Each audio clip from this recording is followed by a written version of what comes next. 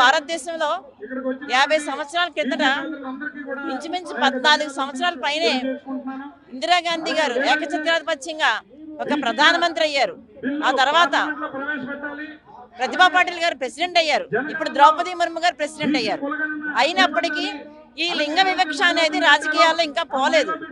మహిళలు ఎంత కష్టపడి అంకిత భావంతో సేవాభావంతో పనిచేసిన చీమలు కష్టపడి పుట్టలు పెడితే పాము వచ్చి ఎలా ఉంటుందో అదే విధంగా కష్టపడిన మహిళలను కాదని వేరే వాళ్ళని వాళ్ళకి ఇష్టమైన వాళ్ళను పురుషులను తీసుకొచ్చి స్థానిక నాయకత్వం చాలా అవమానం చేస్తున్నారు. మహిళలకు అడుగడిగిన అవహేళన జరుగుతుంది, అన్యాయం జరుగుతుంది.